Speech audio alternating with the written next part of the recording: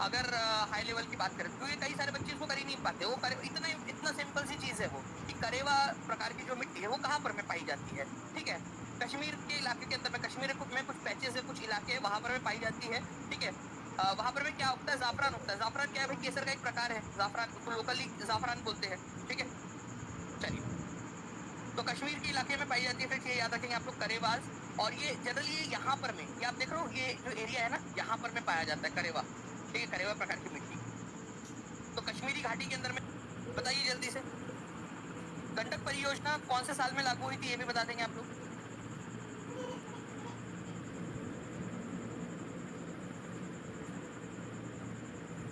चलिए, बहुत बढ़िया फ्रेंड्स, आप लोगों के कंटिन्यूअसली जो है आंसर्स आ रहे हैं, ऐसे ही आप लोग आंसर्स करते रहेंगे, ठीक है। अगर मैं आप लोगों से बात करूं फ्रेंड्स की गंडक परियोजना जो है, आप लोगों ने याद रखना है कि इंडिया, ठीक है, और नेपाल, ठीक है, उसके बीच में है, इंडिया और नेपाल के बीच में। तो इंडिया में भी कौन सा जो है राज्य मेनली, ठीक है, उसके अंदर में मौजूद है, अगर इनमें से आप लोगों को आंसर करना हुआ तो, ठीक है, आप क्या आंसर कर लगाओगे। बेसिकली फ्रेंड्स, यहाँ पर में जो बिहार है, ठीक है, इंडिया की तरफ से, और इधर में जो नेपाल है ना, ओके, इनके बीच में है। और कुछ हिस्सा जो है, क्योंकि कुछ सहायक नदियां यूपी से भी आती है, इस वजह से यूपी को भी इसमें शामिल किया गया है। अदरवाइज मेन जो है वो नेपाल और भारत का जो बिहार है, इसके बीच में ये समझौता है, गंडक परियोजना समझौता, ठीक है। तो ये आप लोगों का हो गया। इसका जो आंसर है फ्रेंड्स, ये क्या हो जाएगा आप लोगों को, ऑप्शन नंबर ए हो जाएगा, ये याद रखना है आप सभी लोगों ने, ठीक है, ऑप्शन नंबर ए। तो प्लीज इस पर्टिकुलर पॉइंट को आप लोग याद रखिएगा, ठीक है, कि गंडक परियोजना। अब गंडक परियोजना कब लागू हुई थी, ये क्वेश्चन आप लोगों से पूछा जा सकता है, ये कब साइन हुआ था इंडिया और नेपाल के बीच में गंडक इरिगेशन पावर प्रोजेक्ट जो है। तो ये स्टार्ट हुआ था फ्रेंड दिसंबर 1959 के अंदर में, इसको भी याद रख सकते हो आप लोग, ठीक है। तो 1959 के अंदर में ये साइन हुई थी। इंपॉर्टेंट पॉइंट है, गंडक परियोजना कब साइन हुई थी, ओके। तो ये क्वेश्चन आप लोगों से पूछ सकते हैं। एक इसी प्रकार का एक क्वेश्चन और बनता है, कोसी परियोजना भारत और नेपाल के बीच में कौन से साल में स्टार्ट हुई थी। ये भी एक इंपॉर्टेंट क्वेश्चन है। और आप लोगों को बता दो फ्रेंड्स कि ये ऑलरेडी मैंने कई जो है क्लासेस के अंदर में पढ़ाया भी आप लोगों को, कोसी परियोजना के बारे में, गंडक परियोजना के बारे में। 1954 के अंदर में जो है फ्रेंड्स कोसी परियोजना स्टार्ट हुई थी। तो एक्स्ट्रास के अंदर में आप ये लिख के रख लीजिए, ठीक है, एक्स्ट्रा में, ठीक है। तो कोसी परियोजना फ्रेंड्स, त्रिवेणी नहर का निर्माण किस नदी पर किया गया है, ठीक है। ये भी एक इंपॉर्टेंट क्वेश्चन है, त्रिवेणी नहर का निर्माण कौन सी नदी के ऊपर में किया गया है, और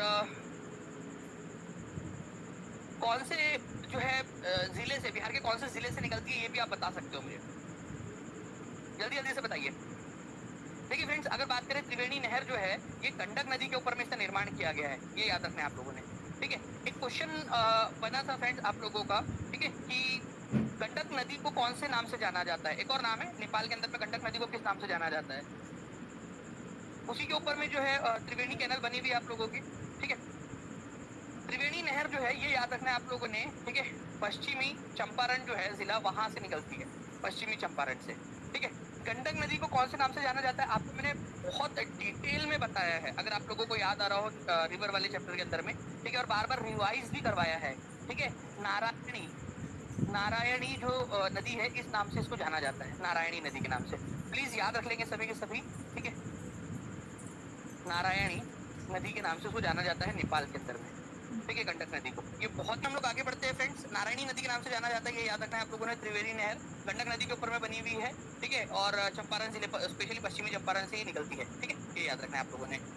त्रिवेणी जो है नहर कहाँ से निकलती है, तो एक क्वेश्चन ये भी बनता है, पश्चिमी चंपारण के अंदर में जो है फ्रेंड्स, वहां पर में एक भैंसा लोटन नाम की जगह है, ठीक है, पश्चिमी चंपारण के अंदर में, ठीक है, भैंसा लोटन, ठीक है, भैंसा लोटन। तो त्रिवेणी नहर कहाँ से निकलती है, पश्चिमी चंपारण में भैंसा लोटन नाम की जगह से निकलती है, ये भी याद रख सकते हो आप लोग, ठीक है। वाल्मीकि नगर अब नाम कर दिया गया उस जगह का, लेकिन ट्रेडिशनली उस जगह को भैंसा लोटन के नाम से ही जाना जाता है, भैंसा लोटन, ठीक है। ये क्वेश्चन भी आ चुका है एक बार एग्जाम के अंदर में, प्लीज याद रख लीजिएगा आप लोग, भैंसा लोटन, ठीक है। त्रिवेणी, चलिए देखिए 69वीं बीपीएससी के अंदर में क्वेश्चन आया आप लोगों का, इस क्वेश्चन का आंसर कमेंट के अंदर में गोली की रफ्तार से आप लोग लगाएंगे, एकदम स्पीड में, फास्ट।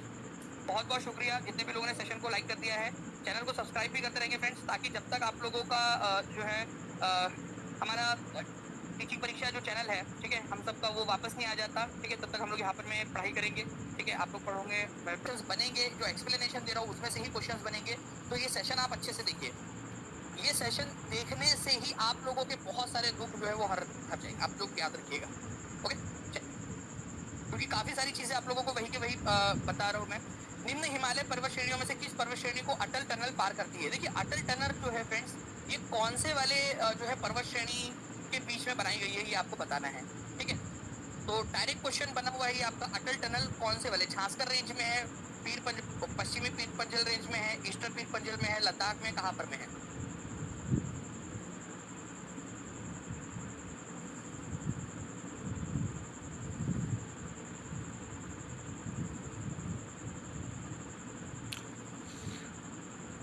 चलिए बहुत बढ़िया फ्रेंड्स, देखिए आप लोगों के आंसर्स आ रहे हैं, ठीक है। अगर मैं आप लोगों को बताऊं कि ये जो अटल टनल है, ठीक है, ये बेसिकली पीर पंजल रेंज के अंदर में, लेकिन पीर पंजल में भी कहाँ पर में, अब आप समझिए। देखिए ये अटल टनल है, ठीक है, रोहतांग के अंदर में से स्टार्ट होती है ये, ठीक है, बीआरओ ने इसका निर्माण कार्य किया था, ठीक है। तो अगर मैं इसको थोड़ा सा आप लोगों को समझाने की कोशिश करूं तो ये कुछ इस प्रकार से होगा, ठीक है। आप समझिए ये हमारा भारत है, ठीक है। आप लोगों को पता है फ्रेंड्स के जो है काराकोरम रेंज है, ठीक है, फिर लद्दाख रेंज है, ठीक है, फिर झांसकर रेंज है, फिर जो है पीर पंजल रेंज है, यहाँ पर में पीर पंजल रेंज है, ठीक है, पीर पंजल रेंज है, फिर धौलाधर रेंज है, ठीक है, ठीक है, ईस्टर्न साइड के अंदर में। तो आप बहुत ही आसानी से आंसर लगा सकते थे इसका, ईस्टर्न पीर पंजल रेंज के अंदर, ठीक है। तो आंसर इसका डी होगा। अगर ये क्वेश्चन रिपीट होता है ना तो डायरेक्ट अब आप लोग आंसर लगा पाओगे। एक बार जल्दी से आप लोग लिख दीजिए कमेंट में, ताकि हमेशा हमेशा के लिए आप लोगों को याद हो जाए। And thank you very much friends for 2500